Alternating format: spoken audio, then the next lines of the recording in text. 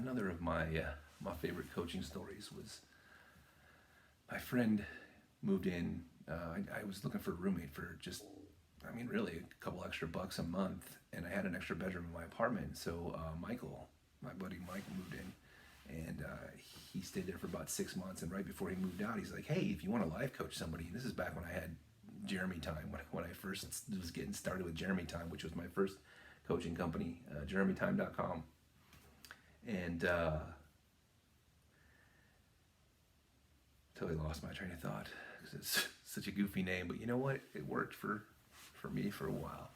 So, anyways,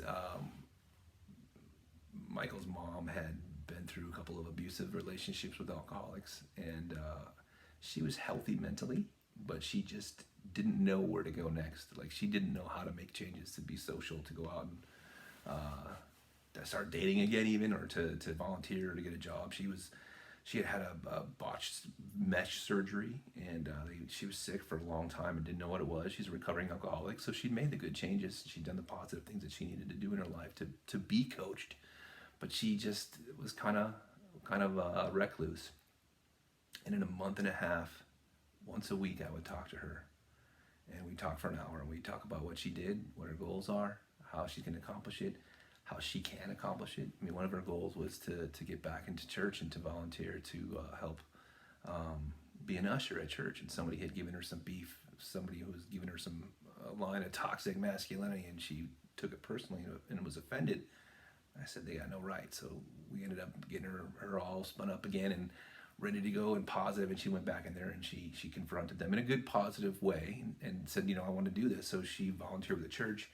Within a month and a half, she'd fill out a couple applications for jobs. She'd fill out a couple applications for volunteer positions working with substance abusers. So she was giving back to the community that helped her get out of her situation. And she texted me, and I think it was probably one of the last times I heard from her. And she, and that's one of the things you have to deal with as a coach is sometimes you let your little birds fly, and then they don't come back to the nest, and that's okay. You hope that they're successful, and it's okay to reach out to them, but sometimes people go through, it's almost like dating, where they go through that part of their life, or they go through that thing, and it's a personal thing, and there's a reason they didn't reach out to people they know. Sometimes they reached out to someone who they don't know because they wanted an outside opinion, or because they didn't want to share the things and the challenges they were having with their close group. So anyhow, she texts me and she goes, "Jeremy, you'll never believe where I'm at." And I said, I gave her a big exclamation and a smiley and a question mark, and she said, "I'm at the bookstore. I walked around the mall today. I put makeup on. I dressed up nice," because that was one of the things. She's like, "I always see these women who dress up nice, and I always want to be like that, but I don't feel like I could. I don't feel secure enough." Well, in a month and a half, she had texted me that she was at the mall. She was at the bookstore. She was reading a book, drinking a cup of coffee. She'd put lipstick on, and she did her hair, and she just got dressed up, and she just didn't buy anything besides coffee, but she just went and walked around the mall.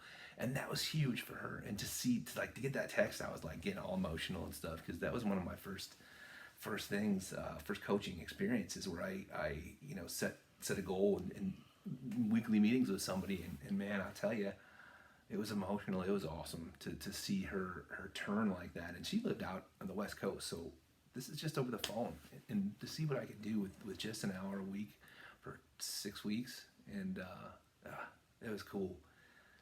I definitely appreciate the gifts that I've been given, and I want to share them. So, call me. I don't care what the issue is. Those games, never have I ever. I'm always the one who raises my hand every single freaking time. Have I been arrested? Yes. Have I been arrested in other countries? Yes. Have I, been punched in the face? Yes. Have I punched somebody? Yes. Have I been knocked out? Yes. Like all the rough. Been in a motorcycle wreck? Yes. Been in a car wreck? Yes. All the stupid stuff. Been fired from a job? Yes. I've done so many stupid things in my life, but I've done a lot of good things, and it's all good stuff ahead of me now.